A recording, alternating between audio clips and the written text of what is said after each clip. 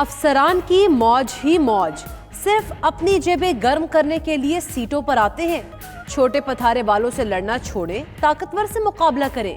غیر قانونی تعمیرات کرنے والے 90% لوگ ملک چھوڑ کر جا چکے، اب کس کو پکڑو گے؟ چیف جسٹس کا کمشنر کراچی سے مکالمہ، کرنل ہل کی زمین واگزار کرانے کے لیے کل تک مہلت، نہ ہونے پر جیل بھیجنے کی وارننگ دے دی۔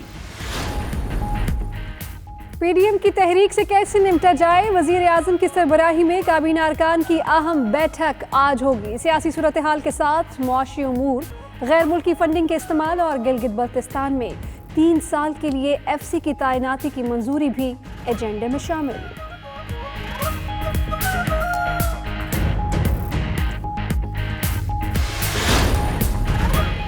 لانگ مارچ اور جلسوں سے حکومت نہیں جائے گی۔ 31 دسمبر کی ڈیڈ لائن کا حال 31 دسمبر والی ڈیڈ لائن جیسا ہوگا۔ اپوزیشن کا بیانیہ دم توڑ چکا۔ شاہ محمود قریشی کا مخالفین کو 2 ٹوک پیغام۔ اسمبلیوں سے استعفے دیں یا نہیں، لانگ مارچ کب کریں؟ پی ڈی ایم کے سامنے کیا تجاویز رکھیں؟ پیپلز پارٹی کی مرکزی مجلس عاملہ کا اہم اجلاس آج ہوگا۔ اسمبلیوں سے استعفوں کے معاملے سمیت 4 نکاتی ایجنڈے پر فیصلے کیے جائیں گے۔ سیاسی اور معاشی صورتحال، حکومتی کارکردگی اور انتخابی اصلاحات بھی زیر بحث آئیں گی۔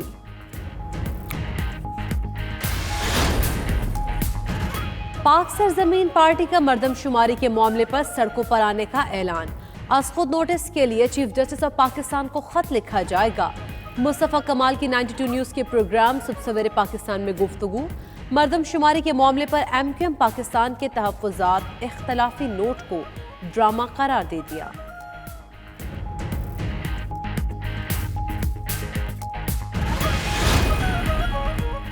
جے یو آئی سے نکالے گئے سینئر رہنماؤں کی بیٹھک اسلام آباد میں جاری۔ مولانا محمد خان شیرانی، مولانا گل نصیب خان، مولانا شجاع الملک کی شرکت۔ رہنما اجلاس کے بعد پریس کانفرنس بھی کریں گے۔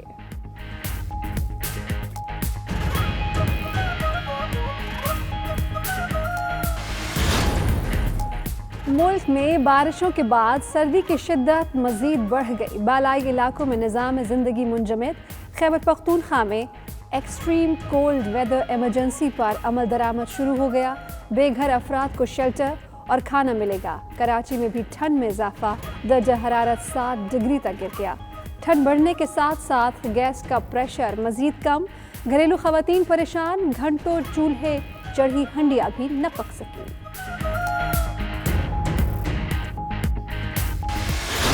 ماؤنٹ مگنوئی ٹیسٹ میں پاکستان مشکلات سے دوچار۔ چوتھے روز کے اختتام پر پاکستان کے 71 پر 3 آؤٹ۔ میچ جیتنے کے لیے 302 رنز کا پہاڑ عبور کرنا ہوگا۔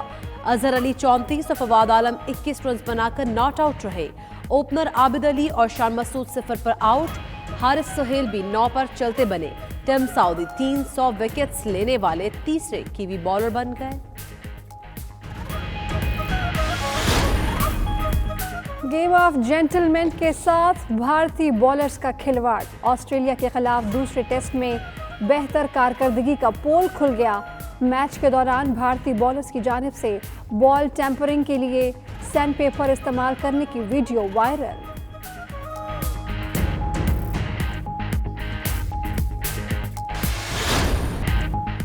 سوات کا موسم مگزبانی کے کاروبار کے لیے سارا سال سازگار۔ سینکڑوں کلو گرام بہترین شہد سالانہ کی پیداوار۔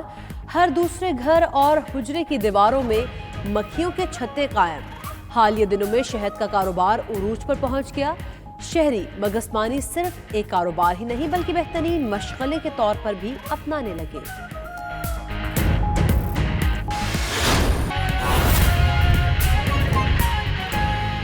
نئے سکلز بڑے جو ہیں وہ ان ہوئے ہیں، ڈیمانڈ ان کی بہت بڑھ گئی ہے۔ بہت سارے ایسے لوگ جو کہ نہیں پیسہ کما سکتے تھے ان پینڈیمک کے دنوں میں، انہوں نے بھی نئے طریقے گھر بیٹھ کر یا گھر سے کام کر کے پیسے کمانے کے سیکھے ہیں۔ ان میں سے کون سے ایسے ہیں جو کہ آپ ریکمینڈ کرنا چاہیں گے؟ اگر خواتین ہمیں دیکھ رہی ہیں یا ینگ بچے ہیں وہ دیکھ رہے ہیں تو کیا آپ بتائیں گے کہ کیا کیا جا سکتا ہے؟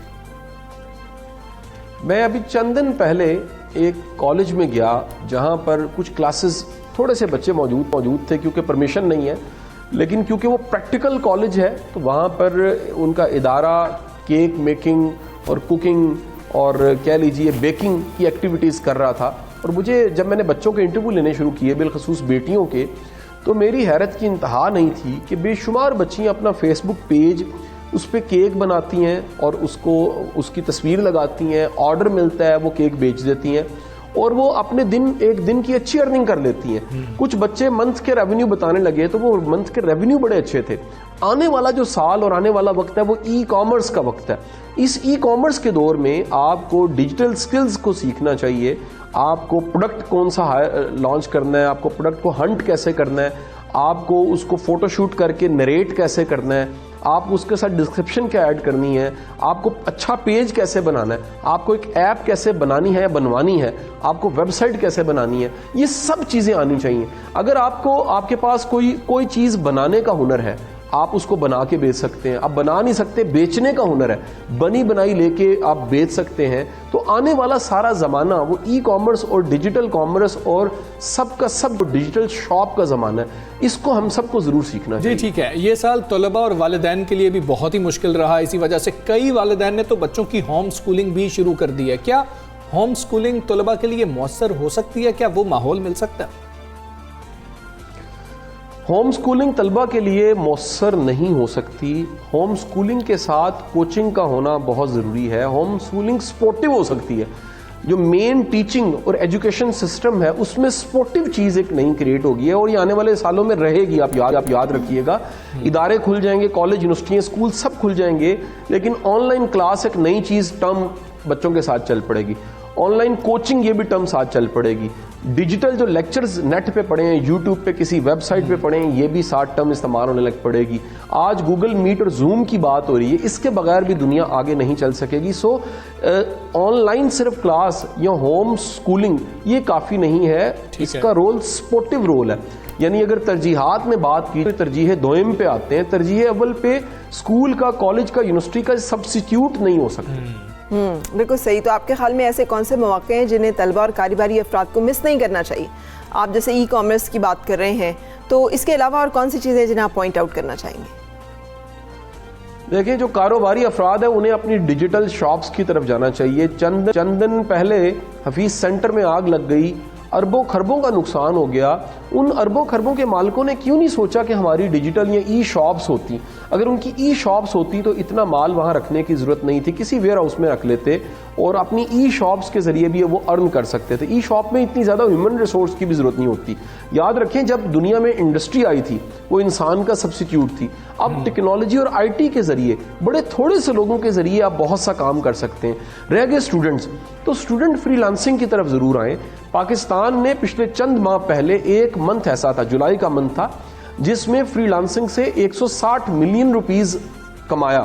اب 160 ملین ڈالر کمایا. 160 ملین ڈالر ایک بہت بڑی مقدار ہے. اگر پاکستانی گورنمنٹ اور ہماری یوتھ یہ مل کے فیصلہ کر دیں کہ چند سالوں میں ہم نے 160 بلین تک جانا ہے, تو یہ ٹارگٹ بھی اچیویبل ہے. اور فری لانسنگ میں بہت سی کیپیسٹی ابھی موجود ہے, بہت سی گنجائش ہے. بچوں کو پڑھنے کے ساتھ فری لانسنگ سیکھنی چاہیے. جو لوگ جاب کر رہے ہیں اور وہ شفٹ کرنا چاہتے ہیں ان کو بھی آن لائن سیکھنا چاہیے. تو آن لائن میں بڑی زیادہ کیپیسٹی ابھی موجود ہے.